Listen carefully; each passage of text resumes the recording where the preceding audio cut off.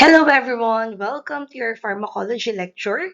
For today's discussion, it will be all about medications that will cause an effect in our genitourinary tract. So our goal for this lecture is for you to review again the anatomy and physiology of the genitourinary system. You'll be able to understand the basic concepts, especially those illnesses that affects the kidneys, the ureters, and the urinary bladder. You'll be able to classify those different medications that will cause an effect in the urinary system. You will be able to describe specific actions of those drugs, determine their adverse effects, their indication, and you'll be able to recognize important nursing interventions, precautions, as we administer those medication, ensuring the patient safety. And lastly, students will be able to apply the knowledge in safe medication administration. So let's start with the recall of the anatomy and physiology of the genitourinary system. Now, kapag sinabi natin na genitourinary tract, lalo na kidneys ang pinag-uusapan dito, ito ay parang filter at regulator ng ating katawan. Maraming gamot ang kumikilos dito para tulungan o ayusin ang mga ginagawa o mga gawain ng kidneys kapag meron siyang problema or kapag nagkakaroon tayo ng problems with the function or with the physiology of our kidneys. Now, para maintindihan kung paano gumagana ang mga gamot or ang mga medications na ito, kailangan muna nating intindihin yung normal function ng kidneys. So number one, isa sa mga ginagawa ng ating kidneys is pagpapanatili or pinapanatili yung tamang dami or volume at composition ng body fluids. So I will repeat, it is part of our body which is responsible in maintaining the volume and the composition of body fluids. Dapat within the normal range sila. So ano ba yung ibig sabihin nito? Let us further explain. Ang kidneys kasi yung organ natin na siya yung nagdedesisyon kung gaano kadami yung tubig na kailangang ilabas. Of course, via the urine. At the same time, si kidneys din yung nagre-regulate gaano karami na mga electrolytes ang kailangang manatili sa ating katawan. And that includes the sodium, the potassium, the chloride, and all other electrolytes. Now, kapag sobra ang tubig, ilalabas natin yon in our body bilang isang ihi or bilang urine. Kapag naman kulang ang tubig in our body, the kidneys will be stimulated for reabsorption. I-reabsorb naman ng kidneys. So I will repeat, kapag may excess fluid volume tayo, ang mga tao, automatically the kidneys will regulate. Anong gagawin niya? Magpo-formulate siya ng ihi, gagawa siya ng ihi because all those excess fluids kailangang ilabas. If the body experience dehydration or kakulangan naman ng tubig, the kidneys will compensate. Anong gagawin ng kidneys? Magre-reabsorb naman siya. Now, ano naman ang kinaugnayan ng function na to ng kidneys pagdating sa gamot? Ang kaugnayan naman ito sa gamot, kaya tayo may mga naimbentong gamot. Ang tawag sa grupo nila, diuretics. It's because the diuretics, if the kidney fails to do its responsibility na palabasin ang excess na tubig, palabasin ang excess volume, it's the diuretics, a chemical substance na siya namang magti-trigger kay kidneys to do that responsibility, to do that part. Kaya si diuretics ang ibinibigay ng mga healthcare providers para pataasin or para palakasin ang pag-ihi ng isang pasyente. What is the goal? Diuretics are given kasi kailangang bawasan ang sobrang fluid. So saan ba tayo nakakakita ng may sobrang fluid? May excess fluid volume. Obviously, dun sa mga pasyenteng may pamamanas or in other terms, we identify it as those patients with edema, patients with hypertension. Ikalawa pang ginagawa ng ating kidneys, ang kidneys ang may kinalaman pagdating sa pag-alis ng mga tinatawag natin, you may write this down, nitrogenous waste. Nitrogenous wastes na galing ito sa protein metabolism in our body. So every time that we intake proteins, we need to remove the nitrogen part. Remember your molecular formula of protein? It is your CHON, di ba? That N stands for protein, that N stands for the nitrogen, and that nitrogen, the end product, after we utilize the protein, those amino acids, the nitrogen is one of those toxic substances that we cannot allow to stay in our body. Kailangan natin siyang ilabas. Kasi that's the waste product. And ang nabubuo dito, yung tinatawag nating urea, creatinine, and the uric acid. So I will repeat. If we are into protein, food or anything that contains protein, which will be break down into amino acid inside our body, waste product of this organic compound will be the urea, the creatinine, and the uric acid. These are your nitrogenous wastes na kung saan nakakalason ito kapag naiipon sa ating katawan. So I will repeat, we need to ensure that the levels of the urea, creatinine, and the uric acid is not too high kasi nakakalason ito sa ating katawan kapag naiipon. Kaya anong nangyayari? Kinukuha sila ng kidneys out of the blood. I will repeat again. All those nitrogenous wastes, kinukuha iyan ng kidneys from the blood and ine-excrete or inilalabas ito via urine. Now, ano namang kinalaman nito when it comes to medications? Kapag mahina ang kidneys, definitely naiipon ang drugs and at the same time ang wastes na kailangan na sa loob ng ating body, which is in normal function, kailangan natin silang ilabas. And for us to do that, we need to adjust those medications ng ating gamot. Okay? Now, yung ikatlong ginagawa ng ating kidneys or ng ating urinary system, pinapanatili yung acid-base balance and electrolytes. Ibig sabihin nito, ang dugo dapat may tama or within the normal levels of the pH yung tinatawag natin. Which means, for the normal level of the pH, ito dapat within 7.35 to 7.45 lamang.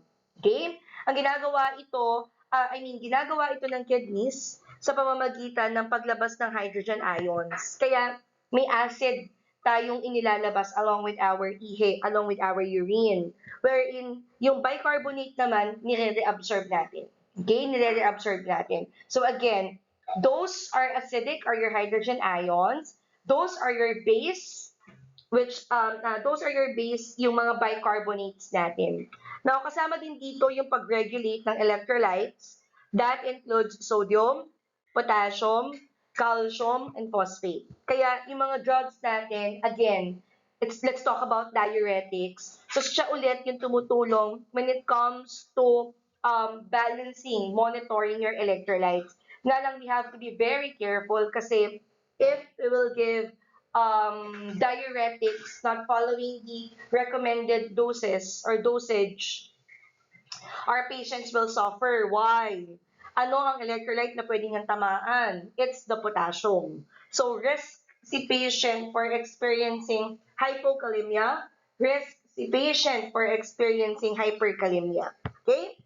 Now, urinary system is also responsible when it comes to excretion ng iba't ibang drugs, iba't ibang metabolites out of the substances na tinatake ng isang tao. Na kung saan, marami kasing gamot or marami kasing mga substances na filter or dumadaan sa ating kidneys. Well, before the kidneys, of course, obviously, it is being metabolized by our liver. Then after the liver, ibababa yan, the blood will flow in our kidneys, wherein sa kidneys naman natin, dun naman siya i-filter. Kaya tayo nagkakaroon ng formation din ng urine because all those metabolites will be excreted in via urination, sumasama sa ating ihi. Which is the problem if our patient is diagnosed or if our patient is experiencing renal impairment. Ibig sabihin nito, may problema ang kidneys, si kidneys ay hindi nagpe-filter, kaya anong nangyayari? Mas tumatagal mawala yung metabolites from those drugs, from those substances sa ating katawan, sa ating dugo. So anong ibig sabihin nito? Kung matagal na present ang metabolites in our body, ang ibig sabihin nito, risk ang isang individual for toxicity. Again, I'll go back to those metabolites. Those are toxins, those are waste products, which means kapag nagstay sila sa loob ng ating katawan, then definitely it will cause toxic effects in our patients, in certain individuals. Okay?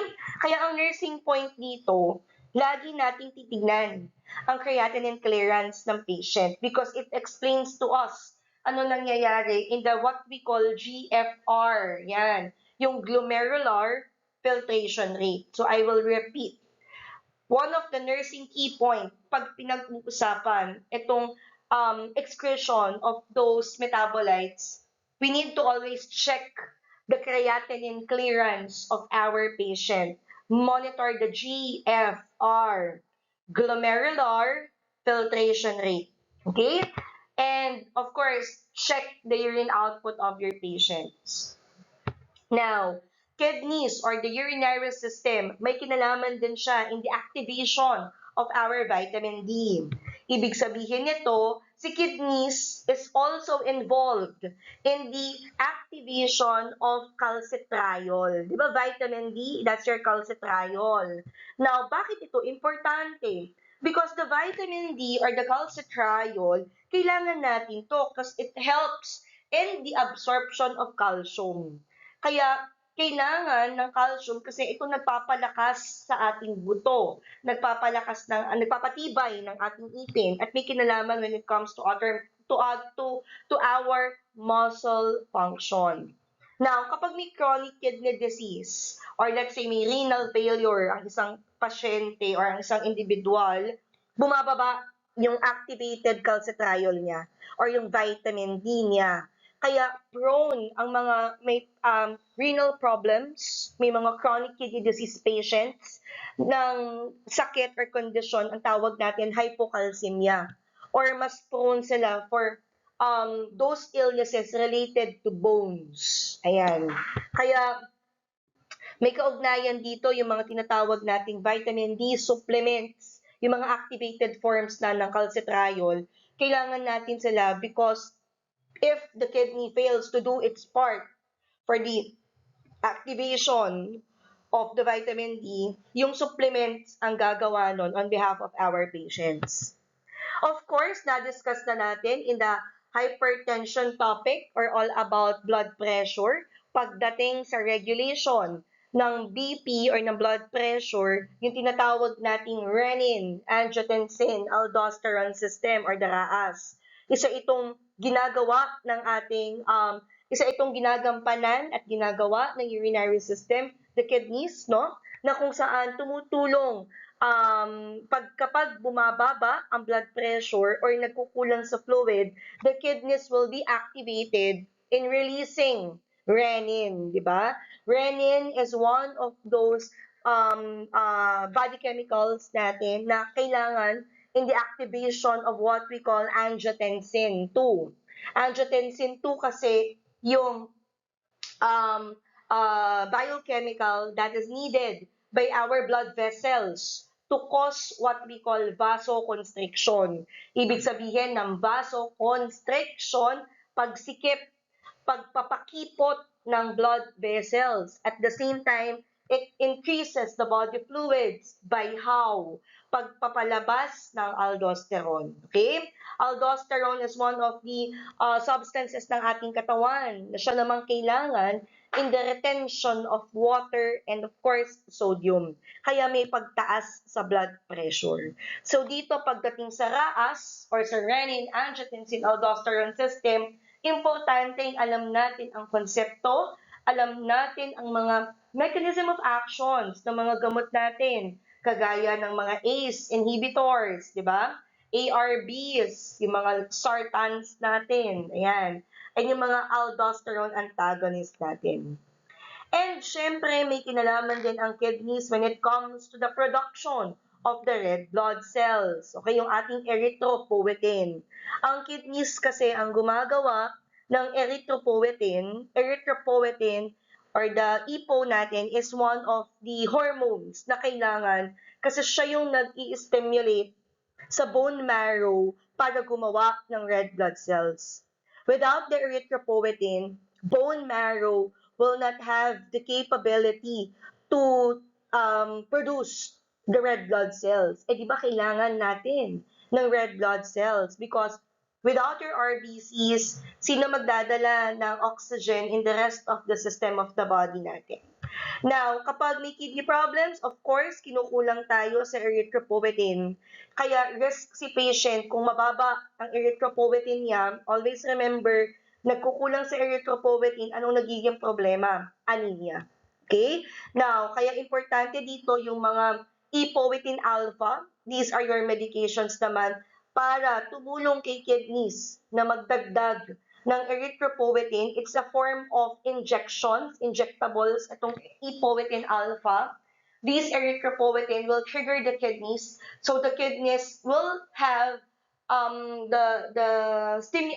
so the kidneys will produce erythropoietin. Erythropoietin will stimulate the bone marrow. Bone marrow will produce red blood cells. Ayan.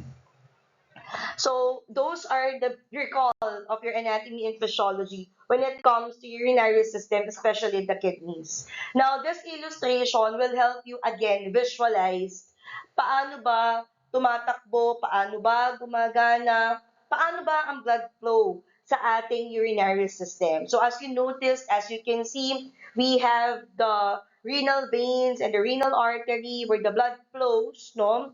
In and out of our kidneys, the right and left kidneys. Of course, we have the ureters. Sa ureter natin, dyan bumababa yung napoproduce nating urine or ihi, which will eventually be catched or collected by our urinary bladder. And then it will go out via urethra in our genitalia. Okay, in the genitalia of the male and the female patients natin. Now, nabanggit na nga natin all about important functions of the urinary system wherein the star of this body system walang iba kung hindi ang ating kidneys. I will just repeat, kidneys ang nagko-control ng fluid and electrolytes, nag-aalis ng waste, nag-aalis ng metabolites out of the substances took or placed or present in our body, nagbabalance ng acid and balance, nag-activate ng calcitriol or ng vitamin D, nagko-control, nagre-regulate ng blood pressure, and lastly, gumagawa ng erythropoietin for the production of the red blood cells. Kaya yung mga gamot natin that acts on the genitourinary system, tumutulong sila or nakikialam sila in all those processes na responsibility ng ating kidneys.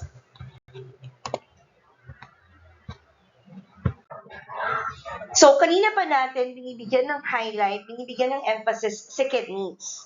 Now, if we will dissect it, we will found the basic unit, which is what we call the nephron. Nephron class is the most important part. Bakit? Kasi dito nangyayari yung pinaka-filtration natin, yung watery absorption, and at the same time, dito nalilinis, nasa-segregate yung dumi na present in the blood, and then allowing the blood to be reabsorbed in the body kapag nalinisan na siya.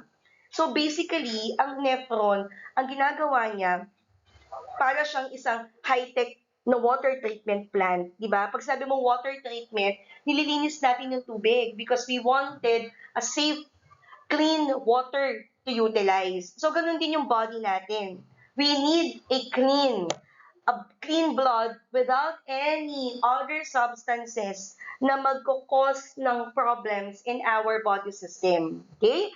Now, kung makikita ninyo, this picture or this image, Well, it's quite complex kasi napakadaming parts involved, napakadaming areas na dadaanan o tatahakin ng ating dugo. That is why vessels in our kidneys plays a very important role kasi itong mga renal artery, renal veins natin, sila yung umiikot, sila yung connected with one another na silang umiikot sa loob ng ating kidney para ma-filter, malinisan yung dugo natin. Okay? Obviously, we have the renal artery na kung saan siya yung may responsibility sa pagpapadaloy or pag-carry ng oxygenated blood. And we have the renal veins, siya namang responsible when it comes to the carrying of your unoxygenated blood or your oxygen-depleted blood. Now, for the first part of the function ng nephron, we have the step 1. Ito yung pinaka-filtration process. Kapag sinabi nating filtration, of course, obviously, we filter substances, di ba? Kumbaga sa Tagalog, may pagsala sa fluid para matanggal natin, makuha natin yung mga certain particles, especially those large one. Itong filtration, nangyayari ito, if you will look at the picture, you may highlight or you may write this down or you may put an asterisk. The filtration happens in the glomerulus and in the Bowman's capsule. Now, glomerulus is inside the Bowman's capsule. Glomerulus is important because the glomerulus is a bundle of capillaries. It's a blood vessel, actually. Na kung saan, dito sinasala yung tubig, dito sinasala yung glucose, yung electrolytes, yung urea. But in the glomerulus, please write this down, it cannot filter all those large molecules. Ano yung mga large molecules na yan? Yung red blood cells and yung proteins kasi masyado silang malalaki. Okay? So ano nagiging resulta after salain ni glomerulus yung blood? Dito unang nabubuo or nabubuo or nagkakaroon na ng anyo yung ating urine or yung ating ihi. That's the first filtration. Now, let's move on to what we call proximal convoluted tubule. Can you see it?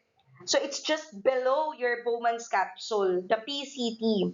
Importante ang PCT, guys. Bakit ito importante? Kasi if we will use an analogy, para ito isang sorting area. 'Di ba? Parang sa mga grocery, sa grocery may sorting area, 'di ba? We sort things, we sort items, we organize items.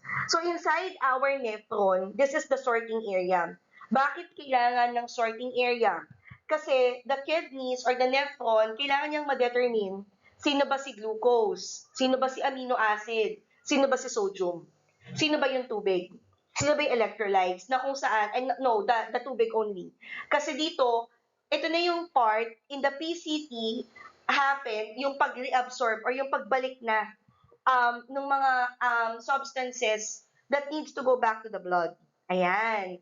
And that includes your glucose. Ibig sabihin nito, si glucose dapat maibalik natin siya in the circulation, si amino acid or the rest of your important substances or compounds kailangan maibalik sa dugo, kailangan bumalik sa circulation. Ayan. Pero minsan, may mga pagkakataon, ang mga individual, may mga sakit, kagaya ng diabetes mellitus, di ba? We have patients suffering from diabetes, and one of their problems, glucose in the part of the proximal convoluted tubule, hindi siya nasusort.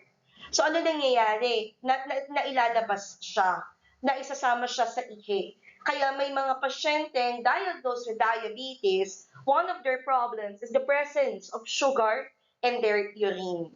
And we found it in the urinalysis. That's part of the purpose kung bakit tayo nag-analyze ng components ng ihi ng urine. Now, let's move on to the third part. Medyo mas mababang bahagi na ng nephron tayo pupunta. Ang tawag dito, loop of Henle. Now, ang loop of Henle ay importante. Meron tayo dito tinatawag na ascending. Pag sinabi mong ascending, pataas. Meron din tayong tinatawag na descending, pababa. Ibig sabihin, there are parts, what we call ascending and descending loop. Now, para sa naman itong mga loop na to? So, if I will use an analogy para mas maintindihan nyo, ano ba itong loop of Henle? Para siyang roller coaster. Di ba? I'm sure everybody already visited or already enjoyed their time on a theme park. At hindi mawawala sa isang theme park ang roller coaster, di ba? Na kung saan ang roller coaster, obviously, mayroong iba't ibang loops na dinadaanan ng ride. Okay? So, ganun din sa nephron natin. May mga turning areas na nangyayari sa loop of Henle, kaya kami tinatawag na mga descending and ascending loops. Now, let's determine those two important loops. So, pag sinabi mong descending loop, yung tubig dito, the filtered, okay, water here, siya yung lumalabas. Okay, yung tubig lumalabas at mas nagiging concentrated na yung ihi. So, ito na kasi yung pinaka-urine natin. Then, there is also what we call the ascending loop. Para sa naman si ascending loop. Dito naman kay ascending loop, ang nangyayari dito is the concentration is more on the sodium and the chloride. Ang lumalabas dito ay hindi water but more on the sodium and the chloride. So again, for the descending area, it's all about the water. For the descending, it's the water. For the ascending part, it's your sodium. So remember, ascending, asin. Okay? So para maalala ninyo. So now, the loop of Henle, walang ibang goal ito kung hindi kontrolin yung concentration, kontrolin yung dilution ng ihi. So basically, sa kanya, or siya yung may kinalaman kapag masyadong matapang or very strong ang ihi ng isang tao, or masyado namang malabnaw or diluted yung ihi ng isang tao. And of course, let's move on to the step 4 or the fourth part of the physiology ng ating nephron. We have secretion. Step 4 is for the secretion. Now, ito naman, nangyayari to in what we call DCT. This is your distal convoluted tubule. Now, the DCT, if you notice, medyo nasa upper part na yan, okay? It's because ito na yung tinatawag natin, if I will use again an analogy, para itong mga trash drop-off zone. Ayan. Sa madaling salita, siya na yung pinakabasurahan, no? Na kung saan, yung mga substances, sadyang idinadagdag sila sa ihi.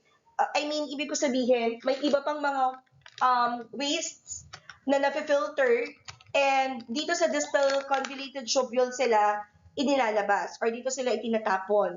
Kasama dito yung ammonia, kasama dito yung nagkukos ng acidity sa ihi, your hydrogen ions, kasama din dito yung potassium. Na kung saan class, hindi lamang yung mga compounds na yan, all other metabolites, and that includes yung medications or drugs. Kaya nga in pharmacokinetics, di ba, lagi natin sinasabi, part of the movement of the drug in the body is yung paglabas niya or pag-excrete sa kidneys because some metabolites, we need to filter them and we need to eliminate them or excrete them. Now, the purpose of your DCT, of course, it maintains or it regulates the acid-base balance. Importante itong DCT natin because it controls the electrolyte and the excretion of drugs. And syempre, meron tayong tinatawag na collecting tubule. Para saan naman si collecting tubule? And this is the final area na natin. Final area. Ang collecting tubule natin, of course, it's like a quality control inspector. Ayan. So, para talaga siyang isang system sa loob ng ating kidneys na kung saan siya yung nagde-decide or siya yung nag-check gaano ba kadami yung tubig na lalabas o gaano ba kadami yung tubig na i-reabsorb natin. Ang ating collecting tubules, ito ay controlled by the hormones. Dalawang hormones ang responsible dyan. Remember them, okay? So make sure that you write this down para alam nyo kung saan sila gumagana. In the collecting tubule, this is being regulated by your ADH, yung tinatawag nating antidiuretic hormone, and yung tinatawag nating another A, aldosterone, okay? ADH may kinalaman when it comes to mas maraming tubig ng reabsorption ng reabsorption natin. Ibig sabihin, mas madami yung babalik. So ano yung konti? Yung ihi. Pag sinabing aldosterone naman, ito naman may kinalaman, reabsorption ng sodium and ng water. Okay? Aldosterone, it pulls back the sodium and the water. Kaya, ito na, obviously, after the collecting tubule, dito na nangyayari yung final product, of course, which is the urine. Yung pinaka-final product natin. Now, after the collecting tubule, from the collecting tubule, it will now go down to the ureter, then to the bladder, and then once the bladder is triggered, iihi na natin siya. Lalabas na siya via urethra.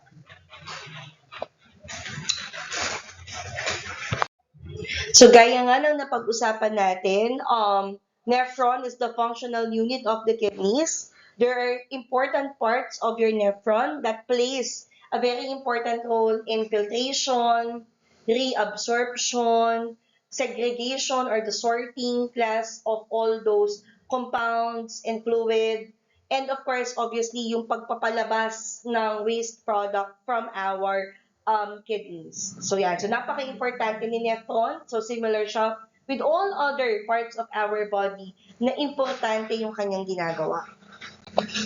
So now let's move on to the drugs affecting the kidneys. So doon na tayo sa mga gamot.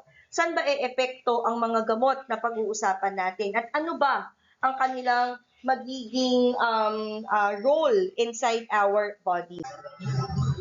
Pagdating sa drugs acting on our urinary system, diuretics is the classification of substances that we always consider.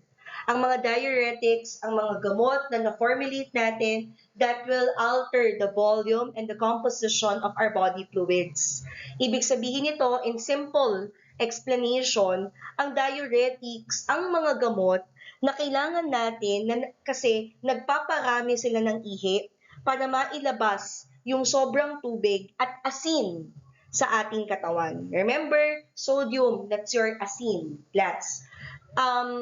Tatandaan ninyo, kung saan napupunta ang sodium, sumusunod palagi ang tubig. Kaya, if the sodium will be released or excreted by the body, the water will follow. Okay? Now, saan ba natin ginagamit or kailan ba natin ginagamit ang diuretics? Isa sa mga kondisyon na kapaki-pakinabang ang diuretics is sa mga may hypertension or yung may mga pasyente or mga tao na mataas ang kanilang blood pressure. Kapag kasi marami ang fluid sa katawan, mas mataas ang pressure sa ating blood vessels. Ibig sabihin nito, the diuretics decrease the fluid volume. Eventually, it will decrease the blood pressure as well. That is why diuretics is also part of your antihypertensive medication. Remember your thiazide diuretics. Later on, we will explain that. We will revisit that again, your hydrochlorothiazide. The second condition or indication kung saan useful or kailangan sa diuretics, we have the heart failure. Heart failure class, of course, ang nangyayari dito, humihina yung pumping mechanism ng puso. Humihina yung pumping activity ng ating heart. Na kapag mahina ang pumping mechanism ng ating puso, naiipon ang fluid sa ating baga, sa ating abdominal area, at even in our lower extremities. Okay? Na kung saan, again, diuretics will be administered to patients kasi tatanggalin niya yung sobrang tubig para gumaan yung trabaho ng puso, gumaan yung pag-pump ng puso at mag-unload ng fluid volume na pumapasok sa kanya. Pulmonary edema is another indication ng diuretics. In pulmonary edema, obviously, ang problema natin dito is yung presence ng fluid or ng tubig sa baga. Now, kung may tubig sa baga, mahirap huminga. Okay? The diuretics will help excrete all those fluid, kaya magiging maayos na yung gas exchange natin, mawawala na yung difficulty of breathing. Then, diseases with fluid accumulation, of course. Kagaya nito, yung mga liver failure natin, kidney diseases, mga cirrhosis, ayan. Mayroong mga pag-accumulate ng tubig sa katawan. So, ibig sabihin, diuretics can help, no?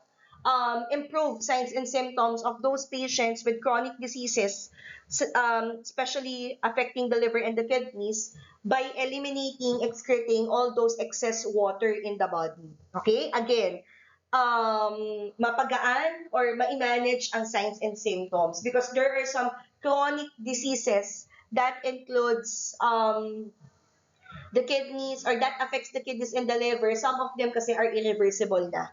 But diuretics may help those patients survive by attending to the signs and symptoms.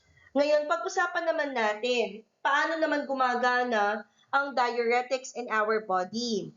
So, syempre, walang ibang ginagawa ang diuretics kundi pinapataas ang flow ng urine, ang daloy ng ihi. Okay? Pinapataas niya yung rate ng urine flow natin. Ibig sabihin nito, mas madalas at mas maraming ihi ang ilalabas ng ating pasyente. Now, ang diuretics ay responsible or may kinalaman din when it comes sa pagharang ng reabsorption ng sodium. Importante ang diuretics dito sa part na to. Bakit kailangang harangin si sodium? Si sodium kasi, if we will use an analogy, si sodium ay parang magnet. Ibig sabihin nito, di ba kapag magnet, hinihila or may paghatak or may paghila. So ano ang hinihila ni sodium? Ano ang hinahatak ni sodium? Obviously, it's the water. Hinahatak or hinihila ni sodium ang water. Hinahatak, hinihila ni sodium ang chloride. Okay? Chloride and water. Na kung saan napipigilan yung reabsorption ng sodium. Okay, so mangyayari, babalik ang tubig sa dugo. Kapag na-block ang sodium, lalabas ang tubig sa ihi. Okay? Mas maraming sodium sa ihi, mas maraming tubig sa ihi. Okay? So kaya kapag hindi na-reabsorb ang sodium, mananatili ito sa nephron. Ibig sabihin nito, pag nanatili si sodium sa nephron, susunod si chloride, susunod yung water molecules. Ano magiging resulta? Mas maraming ihi yung mapoform. Kaya importante ditong konsepto, laging tandaan, sodium will be the key. Bakit siya yung susi? Sodium is the key kasi the chloride susunod kay sodium. Ang water susunod kay sodium. So laging si sodium ang nagiging dahilan natin. Sodium ang boss, walang iba. So si sodium ang boss kasi kung nasan si sodium, nandoon si chloride at si tubig. Ayan. Okay? So that's all about your diuretics. Let me add some of the clinical implication pagdating sa nursing perspective, no? Hindi ko man siya naisulat or nailagay in the presentation, but it's important, future nurses, that you know the implication why diuretics are being administered to our patients. And isa dito is we need to monitor the urine output of your patients. Another important intervention natin or another important initiative of nurses, you check the electrolytes, especially the potassium. Observe for dehydration and you monitor the blood pressure. Monitor the blood pressure of your patients. Now, there are several different forms of diuretics. Well, total, we have 4 different types of diuretics. We have the loop diuretics, the thiazide diuretics, potassium-sparing diuretics, and the fourth one, osmotic diuretics. Of course, obviously, we will discuss them one by one. We will highlight important concepts of those different types and what are the difference of those diuretics, diuretics from one another. So let's start, of course, with the loop diuretics. Loop diuretics, one of the common, the strongest, the fastest. Ayan, you may write it down. It is the fastest, it is the strongest diuretics. Now, saan ba kumikilos ang loop diuretics? Itong loop diuretics, it binds, no, in the area of your ascending limb or the ascending part of the loop of Henle. Remember, again, the nephron of earlier, a while ago, the ascending part of the loop of Henle ang target ng loop diuretics natin. Bakit sa ascending limb? Okay, kasi normally, dito yung reabsorption ng sodium, reabsorption ng chloride, reabsorption ng potassium.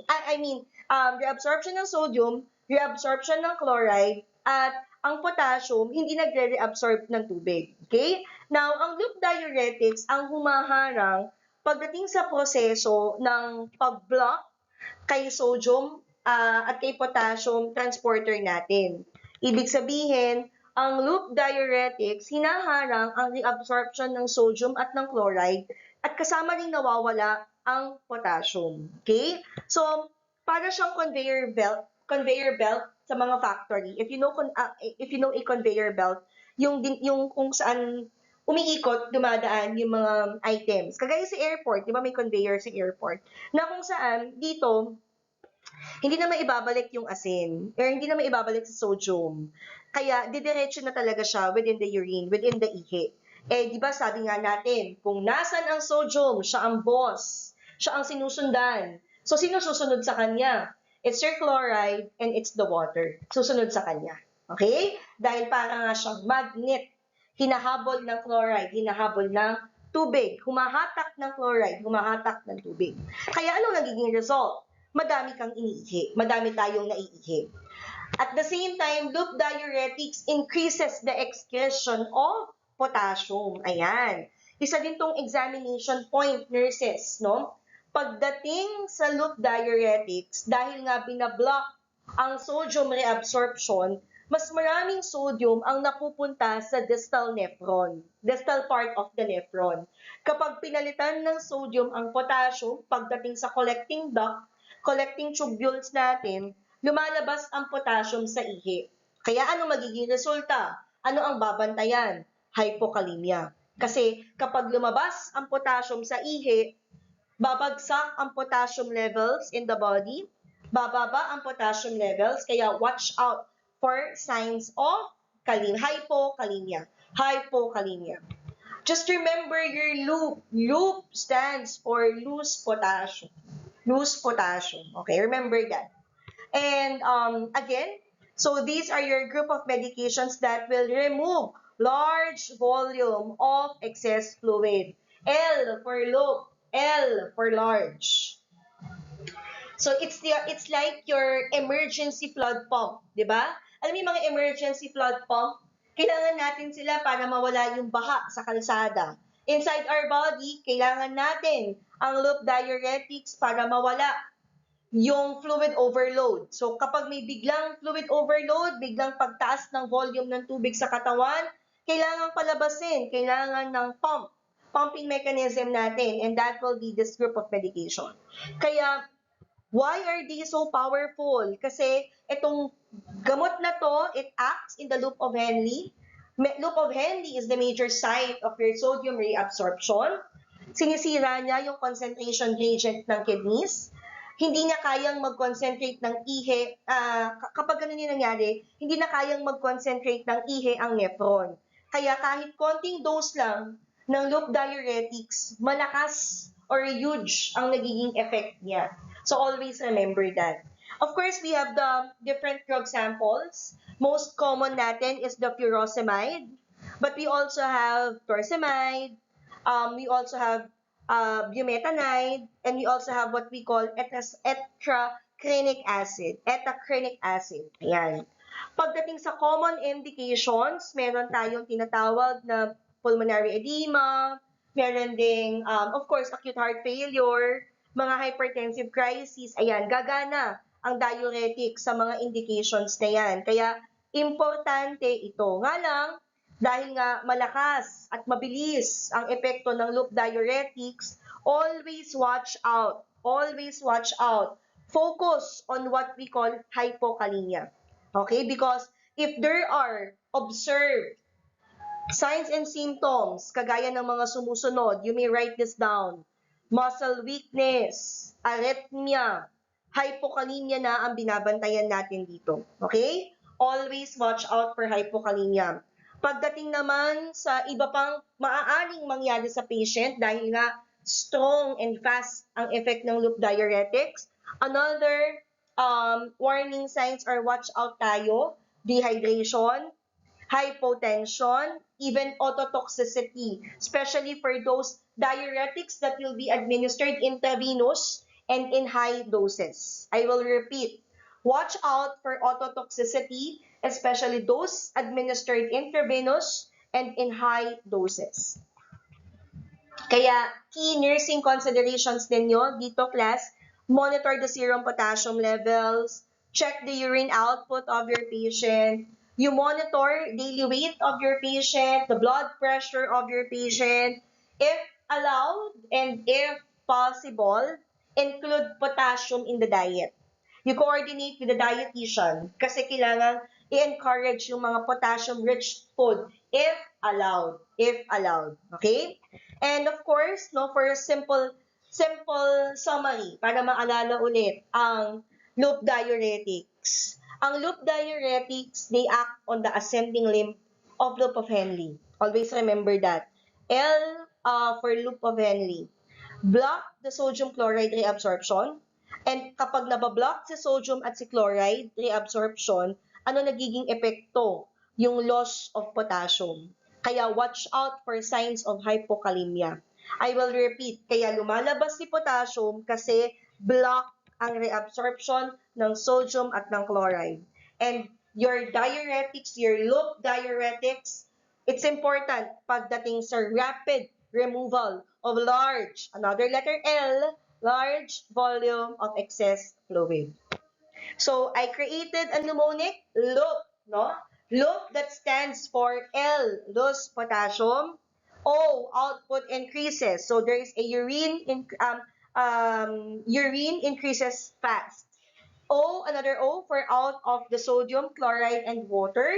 And P for powerful and fast acting. So remember all those concepts, in particular to loop diuretics. Siyempre, yung mga initiatives natin, bakit to importante, napaka-significant kapag chine-check ng nurse ang serum potassium levels, lalo na bago ibigay ang gamot. Kasi ang loop diuretics, again, it reabsorbs the sodium and chloride. The ending is increases the excretion of potassium na pwedeng mauwi sa hypokalemia. Okay? And remember your in hypokalemia, remember yung mga signs and symptoms natin. I've already told you that your cardiac arrhythmias or yung mga irregularities pagdating sa contraction, pagdating sa rhythm ng ating heart, muscle weakness, babantayan din natin, and yung pwede ding makaranas si patient ng digoxin toxicity if si patient under already digoxin drug therapy, tas pinainom pa ng loop diuretic. So, always do your nursing action. Review latest potassium level. Always report immediately low potassiums low potassium level bago ka mag-administer ng gamot. For pediatrics, administer this with caution kasi sensitibo sa bata ang gamot natin na ito. Gaya nga ng sabi ko, this is strong and it acts fast. So, ibig sabihin, mas maliit ang fluid reserve din ng bata, mas mabilis mag-dehydrate ang bata. Immature pa or hindi pa ganun ka-develop ang kidney function ng bata. Kaya lalong-lalo na iingatan itong ibigay at the young population natin. Kasi magre-risk for electrolyte imbalance, magre-risk for dehydration ang mga bata. So, make sure that you calculate the dose accurately. This is very important, especially when it comes to this drug. It's a weight-based drug. Ibig sabihin, we consider the weight of our patients. Close monitoring of urine output is also necessary. That's very important. Same thing, of course, with elderly. So, extreme ages natin, kailangan we are careful as we give loop diuretics. Si lolo at si lola naman kasi, mabagal or bumabagal ang kanilang kidney function. So, kung bata, underdeveloped. Kung matanda naman, may pagbagal or may paghina na sa kidney function. Kaya, sensitive din sila with the effects of the diuretics. So, pero sa matanda, ang pwedeng namang effect nito is we need to watch out for the hypotension, any CNS effects kay lolo at kay lola, and that includes dizziness, If there is dizziness, of course, risk for falls ang patients natin. So we need to administer this to geriatric. Start at a low dose, okay? They require lower doses. Ibig sabihin nito, start low, go slow. Okay? Ibig sabihin nun, monitor the blood pressure, especially orthostatic hypotension. So, fall precautionary measures must be in place. Monitor for dehydration, hypotension, kasi nga mabilis at malakas ang epekto ng loop diuretics natin at malaki yung volume na pwedeng mawala. So, watch out for any signs of dehydration. Siyempre, nandiyan na yung dry mouth, yung poor skin turgor, um, check for the skin integrity of your patients.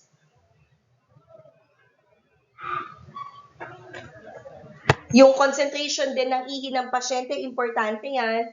And kapag bumababa or kumukaunti na yung kanilang urine output. Siyempre, for the hypotension, dizziness, no, lightheadedness, o baka may mga episodes na kumbaga para bagang matutumba o mahihilo yung mga verbalization ng patients natin. Okay?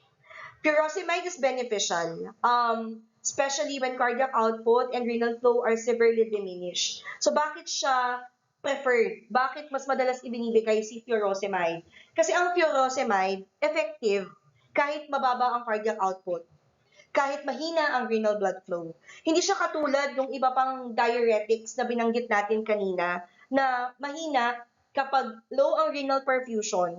And kaya common in acute heart failure, pulmonary edema, severe renal impairment na mayroong fluid overload, ang pinaprescribe ng doktor is the furosemide. Halos laging furosemide.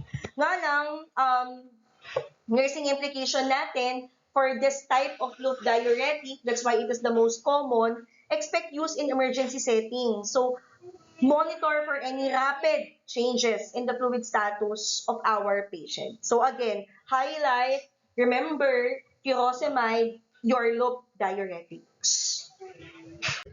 The second group of your diuretics is what we call thiazide diuretics. Your thiazide diuretics are identified to be the moderate diuretics, but they can be utilized for long-term management, long-term control ang diuretic na to. Saan kumikilos ang ating thiazide diuretic? Ito naman, kumikilos to with the early distal convoluted tubule natin. So, doon sa DCT, ang kanyang nagiging epekto or doon yung kanyang target area. Okay? For simple idea, for simple concept, again, yung DCT or yung distal convoluted tubule natin, para siya yung final adjustment ni nephron na doon inaayos kung gaano kadaming sodium at water ang mananatili in our body. Now, si thiazide diuretics ang nagpa-block. Siya yung humaharang at this part of nephron. Yan. Na kung saan, the mechanism of action ng ating thiazide diuretic, it blocks the reabsorption of the sodium and the sodium, the water, and of course the chloride. So, nahaharang yun ni thiazide diuretics. At kapag hindi na bumalik si sodium at yung chloride sa dugo, susunod na din yung water. So, hindi na din babalik yung water. So, anong mangyayari? Mas marami yung iihi natin kasi marami na yung na-form na urine in the nephron or in the kidney. Okay? So, para siyang gripo, no? If you will use an analogy, para mas maintindihan ninyo yung gagawin or ginagawa ni thiazide diuretics. So, para siyang gripo na bahagyang binubuksan, hindi agad bubuhos or tatagas ang tubig. Pero, tuloy-tuloy pa din yung paglabas ng water. Diba? Ganun sa gripo. If you'll try to open the tap, but not fully open, hindi ganun kalakas yung buhos niya or labas ng water. Pero, tuloy-tuloy pa din, lumalabas pa din yung water. Ayan. So, ganun ang ginagawa ni thiazide diuretics. Pero syempre, apart from that, it also increases the excretion of potassium. Again, bakit lumalabas si potassium? Kasi nga, nabablock si sodium, nabablock or napipigilan si chloride. Kaya, mas maraming sodium ang napupunta sa collecting tubule natin, collecting duct, sa collecting duct or sa collecting tubules natin. So, pinapalit ito sa potassium. Kaya lumalabas yung potassium sa ihi. Okay?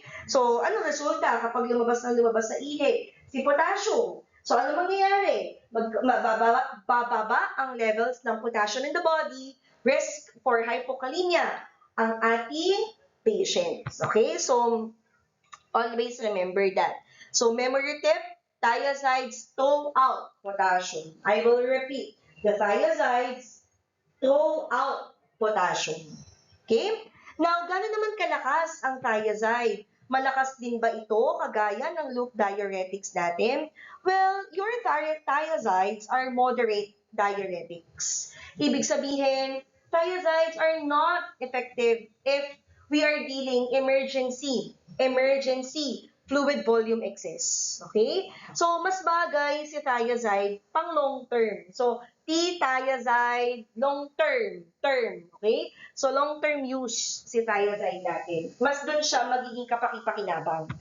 Kaya nga ang thiazide diuretics, mas ginagamit for cases of mild to moderate hypertension at effective to sa pagbawas ng fluid volume. Eventually, kapag nabawasan ng fluid volume, luluwag yung blood vessels natin. Kapag maluwag ang blood vessel, pag dilated ang blood vessel, bababa ang ating blood pressure. That is why your thiazide diuretics, your hydrochlorothiazide, these are the diuretics, first line of management doon sa mga patients natin with hypertension. Usually, ito yung nagiging first line of management or first line of treatment for those patients with hypertension. Now, for those mild cases ng heart failure, we can also consider this group of diuretics. Pwede din natin itong ibigay sa kanila. Kasi syempre, obviously, kung may heart failure, expect that there will be fluid accumulation, especially in the heart. Though hindi ito pang emergency, but the thiazides can help eliminate all those excess fluid, especially in the cardiac area natin. Those with mild liver problems, yung may mga ascites, ibig sabihin ng ascites, it's a fluid accumulation in the abdomen or in the abdominal area. Thiazides are helpful in gradual fluid removal for that case. For renal failure naman, selected cases lang ha, kasi if the kidneys fail to excrete water, ibang usapan na minsan kasi kapag dating sa sakit sa kidney or sakit sa bato. Pero kapag may sapat pang kidney function na nakikita ang doktor sa pasyente, pwedeng magbigay ng diuretics na hindi kasing lakas ng epekto ni loop diuretics. At common nga na nape-prescribe is the thiazide diuretics. Now, pagdating sa drug samples, marami tayong iba't ibang thiazide diuretics and they are categorized based on their mechanism of action. Kasi merong short-acting, kagaya ng hydrochlorothiazide, merong intermediate acting, that's your metolazone, and your bendroflumethiazide. And yung mga long-acting naman, gaya nga ng nabanggit ko, hindi siya ganun kalakas, but it helps in the removal of the fluid volume. Remember, may analogy, yung gripo class. Yan ang epekto ng thiazide. Long-acting siya in the sense that we have indapamide, methylclothiazide, and of course, chlorthalidone. Okay? These are your examples of your thiazide diuretics. Pagdating sa mga side effects, just remember, these eliminate fluids, these eliminate electrolytes. So watch out for hypokalemia, watch out for dehydration. Nga lang for thiazide diuretic, it taps or it stimulates the glucose and the uric acid levels. So watch out for side effects related to hyperglycemia, related to hyperuricemia. Mataas masyado ang uric acid. So anong binabantayan ng mga sakit dito? Of course, diabetes mellitus and gouty arthritis. Important yung mga nursing considerations natin that we need to monitor the serum potassium of our patient, continuous monitoring of the blood pressure, signs of dehydration. If allowed, I will repeat again, encourage potassium-rich foods. And thiazide diuretics, they act on the early distal tubule. That's for summarizing. So to summarize, your thiazide diuretics, early distal tubule, ang target niyan. Block sodium and chloride reabsorption, resulting to loss of potassium, loss of water, and commonly needed or used for hypertension, mild to moderate cases. Now, let's talk about the contraindications before we end this talk about the thiazide diuretics. Of course, it's contraindicated to give this group of drugs to those with what we call sulfonamide hypersensitivity. What are sulfonamides? Diba sulfonamides are a group of your antibiotics. Now, sulfonamides contain the sulfa compound. It's a molecule. It's actually a basis of majority or some of the drugs or substances. Now, thiazide diuretics, na-formulate ito, of course, with the composition as well of a sulfa substance, a sulfa molecule. Kaya kung ang pasyente mo ay may hypersensitivity, may allergic reaction sa antibiotic, kung tawagin natin mga sulfonamide, then definitely malaki din yung chance or there is also a chance of the development ng hypersensitivity or allergic reaction from a thiazide diuretic. So you do your nursing assessment properly, especially as you interview with all those medication took of your patient or currently taking by your patient. So lagi itong itatanong pagdating sa mga allergies. Meron ka bang allergic reaction sa mga gamot na nainom mo in the past or currently taking? Yon. So, that's very important, part of the assessment process. Now, thiazide is also contraindicated for those female pregnant patients suffering with preeclampsia. Yan. Ano ba yung problema na tinatawag preeclampsia? Is this a problem? Yes. Ang preeclampsia kasi, hindi ito simpleng fluid overload lang. The problem in preeclampsia is more on a placental perfusion. So recall your maternal and child lectures. I will repeat. Kapag pinag-uusapan ang preeclampsia, it's not all about a simple fluid overload in the body of that buntis na pasyente natin. Ang problem dito ay nasa placental perfusion, na kapag gumamit ka ng thiazides or ng thiazide diuretic, let's say hydrochlorothiazide, pwedeng bumaba or bababa palalo ang blood volume sa loob ng katawan ng patient. So, mababawasan yung blood flow na papunta sa placenta. So, sinong madedelikado? Obviously, it's the fetus. Obviously, it's the baby. Kaya hindi ginagamit, always remember this, hindi ginagamit, hindi nire-recommend ang thiazide diuretics for pre-eclampsia. Okay? Another is those PIH. Ayan, madalas mo yung madidinig, PIH. And if you're talking or handling maternal patients, no, yung mga buntis nating pasyente, ibig sabihin ng PIH, that refers to pregnancy-induced hypertension. Now, bakit ito contraindicated? O, akala ko ba, ma'am, ang thiazide diuretics for hypertension? But not all patients with hypertension. Okay? Sa buntis, we need to be very cautious. Actually, it's not our drug of choice. Kahit na first line of medication natin ito. Kasi, kapag sinabi mong pregnancy-induced hypertension, kailangan ma-maintain yung tinatawag nating uteroplacental blood flow. Again, may kinalaman din to sa pagdaloy ng dugo papunta kay placenta. Ano ba ginagawa ng diuretics natin? Diba, ang diuretics nagbabawas ng volume. And that includes the plasma volume. Plasma volume. So, ano magiging epekto kung babawasan mo ang plasma volume? Pwedeng magdulot ito ng pwede itong magdulot ng fetal problems or pwedeng makompromise si fetus or si baby sa loob ng sinapupunan ng mommy. Kaya mas ligtas na alternative ang ginagamit is other group of medications natin. Like your metoldopa, like your labetalol, di ba? And OB-gynecologists or the obstetrician will use other antihypertensive drugs that will help control the blood pressure of their pregnant patients. So, I hope you remember them. Okay? Ayan. So, again hindi lahat ng thiazide diuretics pare-pareho ang tagal ng effect. Kaya nga iba-iba yung kanilang classification. That's important, guys. Okay?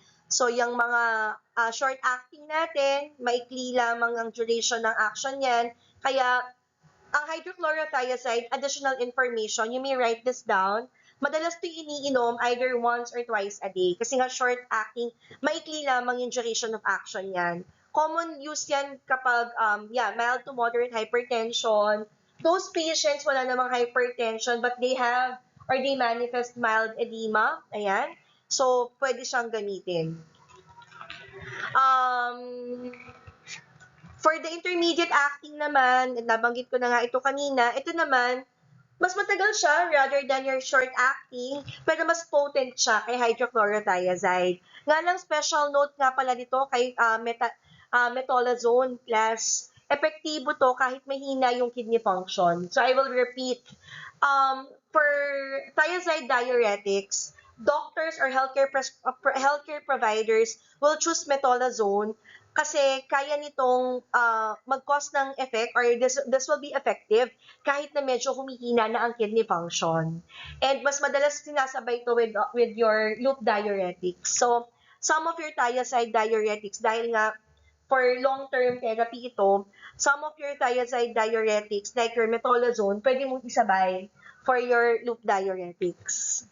Ayan. Nga lang risk for electrolyte imbalance. So, close monitoring is needed. And of course, long-acting, obviously, ito yung pang mas mahaba ang duration of action. At ito ang result ng mga methylclothiazide natin, indapamide, ayan, mas nagiging stable ang blood pressure control. So, yung regulation, control of the blood pressure, mas effective or mas stable pagdating sa group of drugs ng mga ito. Usually once a day ang dosing nito, daily dosing ang mga long-acting thiazide diuretics natin. Kaya you can use this long-term management of hypertension. And for you to remember your thiazide diuretics, I created a mnemonic. So again, T for tubule site. Saan may epekto, saan nagbabind si thiazide diuretic? Remember your early distal tubule. H for your hypertension, mild to moderate cases. I for inhibit the sodium and chloride reabsorption resulting to loss of potassium. A for aldosterone effect, nabanggit ko na nga, loss of potassium ang nagiging epekto. Z for zero emergency use, no for emergency cases. This is not your drug of choice for acute fluid overload. Another I for indication, saan nga siya indicated? Mild to moderate cases of heart failure, liver failure, renal failure. D for diabetes, gout risk. Dahil ang thiazide diuretic mo, it triggers increase in the blood sugar levels and uric acid levels. And last, E. E for electrolyte imbalance. Now, let's move on to the third classification of diuretics, your potassium-sparing diuretics. Ito naman, mga klase ng diuretics natin, mahinang diuretics. Pero ito namang grupo ng gamot na to, ang siyang nag-iingat when it comes to the levels of potassium in the body. So, I will repeat, medyo mahina ang diuretics na ito, pero iniingatan niya ang potassium levels natin. Okay? Now, ang mga potassium-sparing diuretics natin ay mga gamot. Nagpapalabas din siya ng konting sodium, konting tubig, pero pinipigilan niya ang paglabas ng potassium. From the term itself, potassium sparing. Okay? Ibig sabihin, hindi nila tinatapon ang potassium. Okay? At itong mga gamot na to, kumikilos at the latter or the late distal tubule at collecting ducts inside our nephrons. Ayan. So, kumbaga, para mas madaling maintindihan, let's use simple idea, simple analogy. Ang potassium-sparing diuretics, they act in the late distal tubule, in the collecting ducts. Wherein, ito yung part na tinatawag nating final station ng nephron kasi dito na nangyayari yung final adjustment. Kanina on my explanation, ang pakilala ko dito, Quality control. Ayan, quality control ng mga electrolytes, ng mga substances, ng mga compounds na tinitignan natin bago siya iihi or bago siya ilabas or i-excrete from the body. Yan. Now, what's the mechanism of action?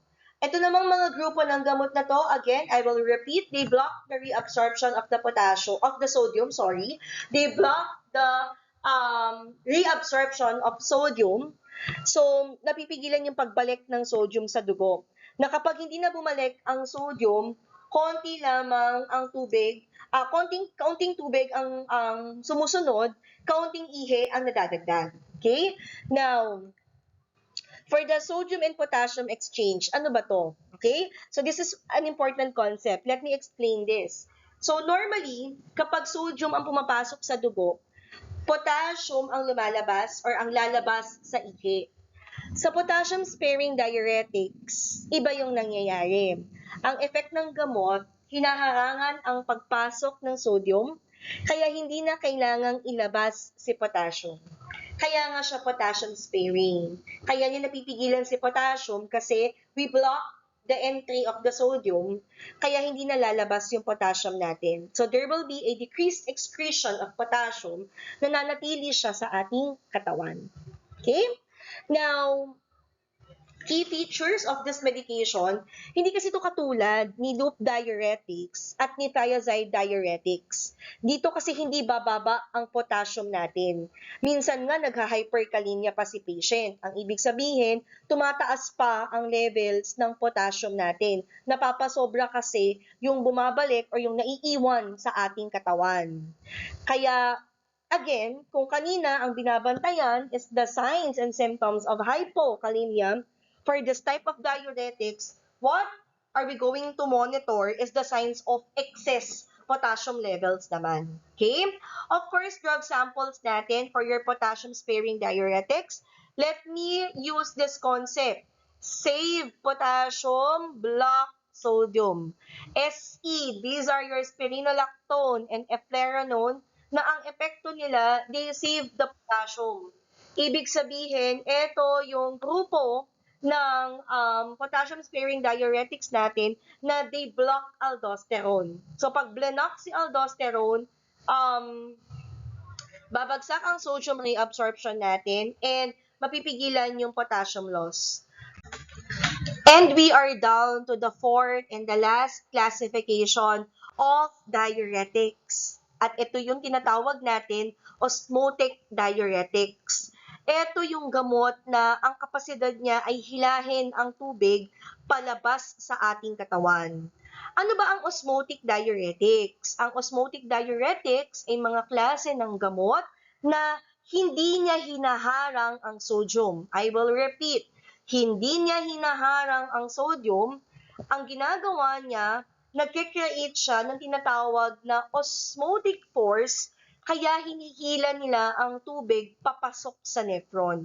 Ibig sabihin, if the water will go inside our nephron, mas maraming ihi ang nabubuo. Okay? For simple concepts, kung maraming particles sa tubule, susunod ang water. Okay? So now, saan kumikilos ang osmotic diuretics? It binds in what we call proximal tubule at loop of Henle. So dito nagkakaroon ng effect. Ito yung bahagi ng nephron na malaki ang reabsorption ng water. Kaya kapag may osmotic diuretic dito sa part na to, mas malakas ang pull ng water or mas malakas ang paghila ng tubig within the nephron, mas marami kang mailalabas. Okay? Just remember that osmotic force, ang mechanism of action ng gamot na ito. Okay? Kasi dahil dito tataas yung osmolarity, hihilain ang tubig papasok sa nephron, which will be a significant factor, kaya marami tayong ilalabas na ihi. Okay? Important point of this medication, yung excretion ng lahat ng electrolytes. Dahil nga madami ang tubig na lalabas, nadadamay na din dito yung iba pang electrolytes ng ating patients or ng isang tao. So, ibig sabihin dito, sodium, the potassium, the bicarbonate, yan, naapektuhan din sila.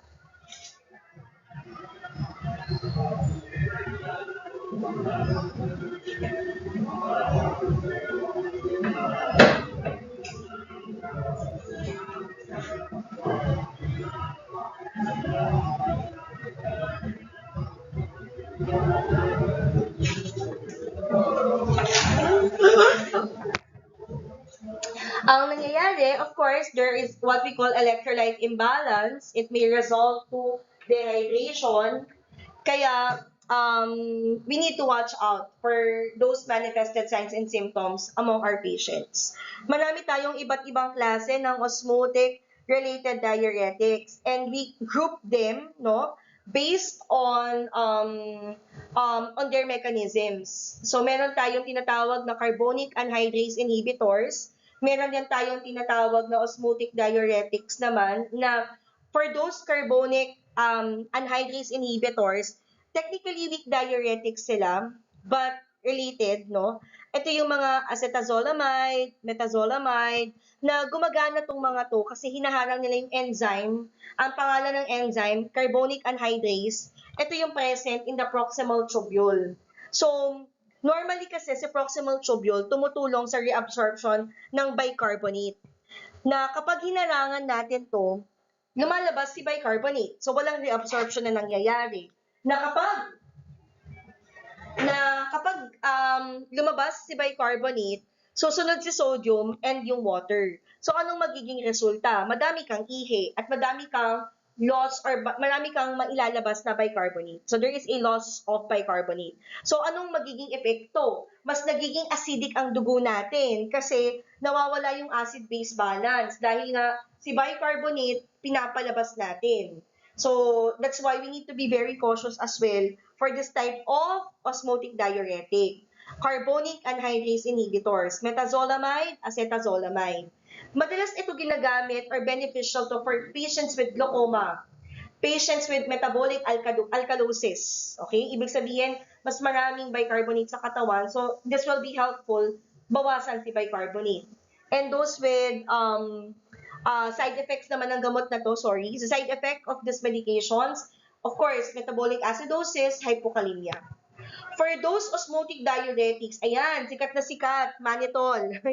Mannitol, glycerin, and urea. Now, for mannitol is one of the commonly prescribed osmotic diuretics. Ito direktang nagpapataas ng osmotic pressure. Kailangan natin ng osmotic pressure kasi hahatakin ito yung tubig from the cell. Not just the cell, but within the interstitial spaces.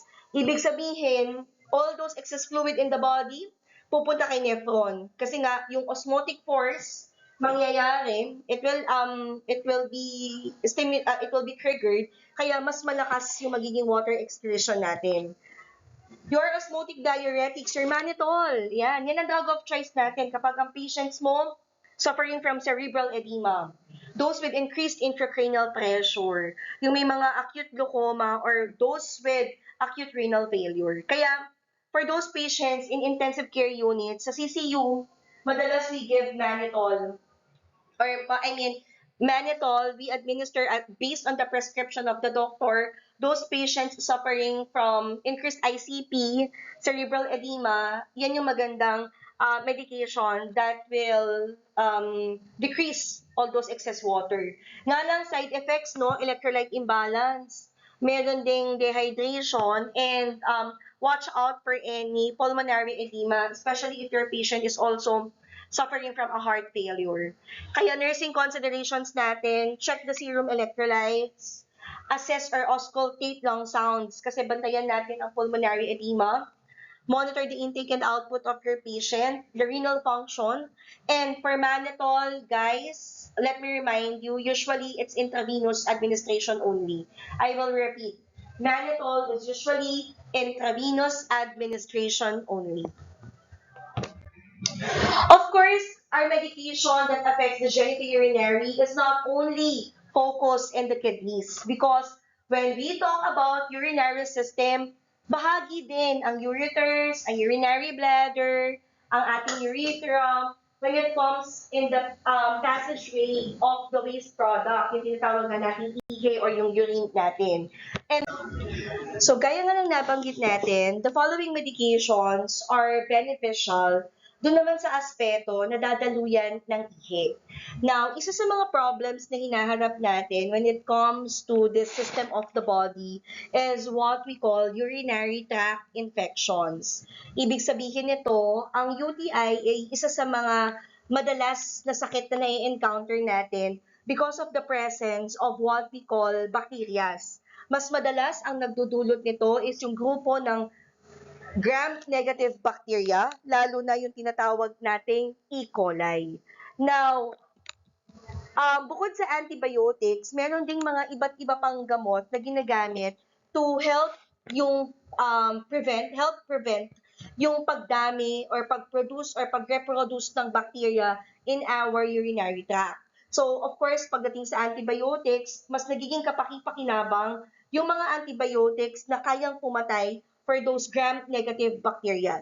Ito yung mga pangunahing gamot pagdating sa UTI kasi pinapatay o pinipigilan nila yung pagdami ng gram-negative bacteria. Target nila yung bacteria sa ihi at saka yung bacteria na nakakapit within the urinary tract. Common kasi dito, bukod kay E. coli, yung iba ang nagiging cause Klebsiella, Proteus, Pseudomonas. Kaya mga nursing considerations natin, please remember them. Tatapusin ang course ng antibiotics. That will always be part of the healthy chain.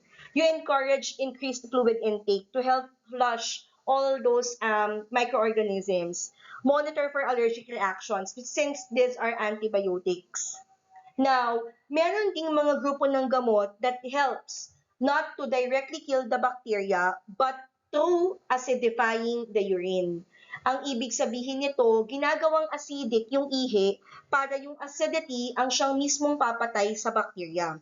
Ang grupo ng gamot na to, we have two drug examples, methylene blue at saka methenamine. So gumagana sila kapag acidic ang ihi.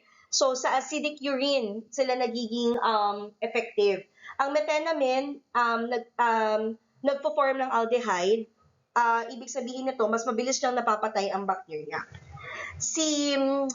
Ang purpose naman nito is to prevent at adjunct treatment for UTI, itong grupo ng gamot na to. Kaya for infections, infection na medyo emergency, yung nagiging manifestations ni patient, this is not our drug of choice. Okay? For the antispasmodics naman, obviously, these are your substances na magbablock ng spasms within the urinary tract muscles. Okay? Ibig sabihin, pinapakalma ng antispasmodic ang ating urinary bladder, ang ating urinary tract muscles. Na kung saan, sa UTI kasi, isa sa mga nagiging isa sa mga naidudulot ng UTI or ng infection within the bladder is yung tinatawag natin bladder spasms. Ayan, nakakaranas ng bladder spasms na kung saan kung madalas nag-i-spasm ang bladder, then definitely mas mabilis or mas nagkakaroon ng frequent urination. So, yun yung isa sa nagiging problem din natin, nagiging problem ng patients natin, yung frequent urination. And mayroong urgency, minsan mas masakit or may nararanasang masakit na pag-ihi among our patients. Ang tawag natin doon in medical term, dysuria. Okay? Ang antispasmodics ay tumutulong in managing the signs and symptoms. Pero wala siyang kinalaman pagdating sa pagpatay ng bacteria. Ibig sabihin, it's just block all those involuntary muscle spasms in the urinary bladder. It relaxes smooth muscle tissues present in the urethra and in the urinary bladder. Now let's move on to the second to the last topic for this lecture. We have drugs treating urinary tract and the bladder. But this time, it's all about those drugs na ginagamit natin para mawala yung sakit, mawala yung pain kapag umiihi ang ating pasyente. Target area of this group of medications will be, of course, our urinary bladder, and the tract kung saan dumadaan ang ihi. May ibang pasyente kasi, they are diagnosed with urinary tract infection, and part of their manifestations is that burning sensation or urgency, discomfort and pain kapag umiihi sila. So ito yung target ng gamot natin. Kaya may tinatawag tayong mga urinary tract analgesics. And of course, our drug of choice here walang iba kung hindi si phenazopyridine. And phenazopyridine is the medication that directly act in the lining of the urinary tract. Pinapakalma yung irritation at discomfort na nararamdaman ng patient. So, it's more on the pain aspect. But it does not have the capability na patayin yung bacteria na present or causing the infection. Kaya, ginagamit to for symptomatic relief. Yun yung kanyang role. Kaya binibigay ito sa mga patients. Of course, indication or clinical use no sa may mga UTI, so minsan napapadalas kasabay ito ng antibiotic. Yung iba naman, may mga complaints not because there is an infection but masakit lamang or merong discomfort na nararamdaman as they pee or as they urinate. And yung may mga urgency at mas madalas or may frequent urination. Mas madalas yung kanilang pag-ihi. Important notes, side effects, remember for your phenazopyridine, nagkakaroon ng alteration sa color ng ihi, no? So from yellow nagiging orange to red minsan, but it's totally normal and that is harmless. So take note of that. Yung pag-iba or pag-alter ng kulay ng ihi, it's normal and it's harmless. Pero minsan, your phenazopyridine also causes mild gastrointestinal upset. Okay? So, paalala, ang phenazopyridine, hindi pinapalitan ang role or ang ginagawa ng antibiotics. It's more on the discomfort. Encourage your patient to increase their fluid intake and monitor for any urinary symptoms. Now, apart from the analgesics, we also have your bladder protectant. Kailangan kasi ng protection ng ating urinary bladder lining, and our drug of choice here is your pentosan polysulfate sodium. Now, your pentosan polysulfate sodium, ito yung ginagamit natin or ibinibigay natin sa patient to act as a protective coating within the urinary bladder mucosa. Pinipigilan yung irritation within the bladder, which is obviously from the urine and from the inflammation na nangyayari. So, itong pentosan polysulfate sodium, it is helpful kasi nagbibigay ito ng long-term symptom relief with the bladder discomfort. So, it acts as a shield, as a protective layer within our pantog or within our urinary bladder. Kaya ito very good itong gamot na to in cases such as interstitial cystitis. Ito yung mga chronic bladder or chronic urinary bladder inflammation, mga painful bladder syndrome. Ayan usually mga sakit na ginagamit itong gamot na to. Yan. Just make sure, important nursing considerations nga pala, we administer this drug orally on an empty stomach for better absorption. I will repeat, the bladder protectant are being given to patients dapat on an empty stomach. Oral administration. It's empty stomach, it's because it will be better absorbed by the body. Okay? And educate your patient that the effect of this drug may take weeks. It's not an immediate, it will not give an immediate relief to our patients, but it will take some time, no, bago makita yung effect or yung therapeutic action ng gamot. And the last part of this lecture, it's all about the medications that will treat BPH or yung tinatawag nating benign prostatic hyperplasia. Pag sinabi nating benign prostatic hyperplasia, it's a condition wherein our male patients experience enlargement of their prostate, but it is not related to malignancy, it is not cancerous. Nga lang, ang nangyayari dito, yung paglaki ng prostate, nagdudulot ng problems in urinating among male patients. Nagkakaroon ng difficulty in urinating. Bukod pa doon na mahirap na ngang umihi, napapadalas din yung kanilang pag-ihi. And there is also experience, no, verbalization, weak stream, o kaya naman merong tinatawag na incomplete bladder emptying. Now, pagdating sa mga medications that will help signs and symptoms related to the BPH, meron tayong tinatawag na mga alpha adrenergic blockers. Now, these are your medications that is included in the topic of your drugs affecting ANS. Ito yung mga sympatolytic natin, the antagonists natin sa adrenergic receptors natin. Now, the effect of these medications, obviously, the target is the postsynaptic alpha-1 adrenergic receptor. They are being inhibited, they are blocked. So, ano nagiging resulta? Nagdadilate ang arterioles. So, ibig sabihin nito, pag nagkaroon ng vasodilation, babagsak ang blood pressure.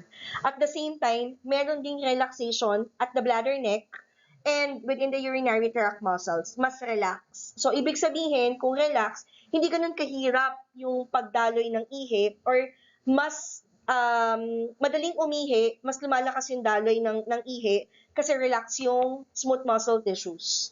Of course, our drug samples here will be our doxazosin, tamsulosin, we also have alfuzosin, terazosin, and of course, these are clinically used to relieve urinary tract obstruction symptoms, urinary obstruction symptoms, improve urinary flow rate, at saka yun nga, hindi siya ganon na nakakatulong with the shrinkage of the size of the prostate, pero ang goal niya kasi is guminhawa yung pag-ihi ng pasyente natin. Okay? Side effects, of course, we have hypotension, dizziness, pwede ding headache, fatigue. For the tamsulosin, may tinatawag na retrograde ejaculation. So you can include that in your health teaching as well.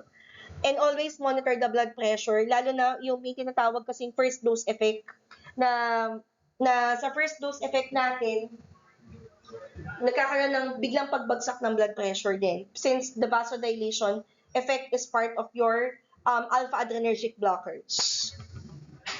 We also have your testosterone production blockers. Other term for this, you may write this down. Your testosterone production blockers are also known to be your 5-alpha reductase inhibitors. So ito ngayon yung nagpapashrink kay prostate. These are the shrinkers of the prostate, no? Na kung saan it inhibits the enzyme, what we call 5-alpha reductase. Ang enzyme na to kasi yung nagiging contributory factor natin when it comes sa paglaki ng prostate gland. So, kapag napigilan yung conversion ng testosterone, which is the DHT, dihydrotestosterone ang tawag dyan, no? Magiging, ito yung binablock. So, mapipigilan yung paglaki or yung maintenance within the prostate. Kaya, ang mangyayari, ang magiging effect niya, unti-unti na siyang liliit, unti-unti na yung shrinkage niya. Kaya meron tayong gamot, ang tawag natin, dutasteride at saka finasteride. Yung testosterone kasi, ibig sabihin nito, yung testosterone is one of the hormones na ang nangyayari dito, siya yung contributory factor, kaya gumagana or siya yung ginagamit ni prostate na kung saan there are some excess production na kaya nagkakaroon ng enlargement. Well, we'll give this medication, the blockers, na kumbaga, ang ginagawa ng blockers mo, parang pinapatay niya yung fertilizer ng prostate, which is the testosterone. So, kaya, unti-unti siyang liliit. Okay? So, we have your, again, clinical use for long-term management ng BPH, reduces the risk of urinary retention, and improves the urinary flow gradually.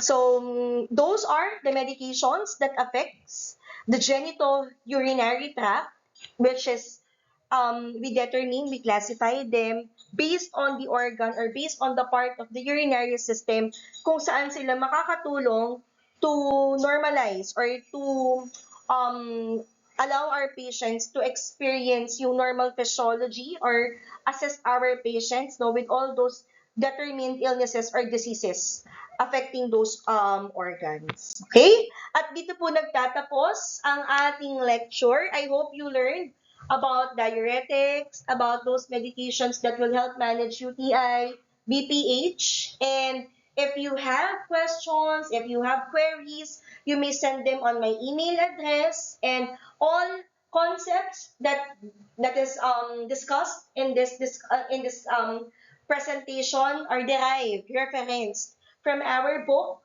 Karch Focus on Nursing Pharmacology, 9th edition by Rebecca Tucker. Maraming salamat.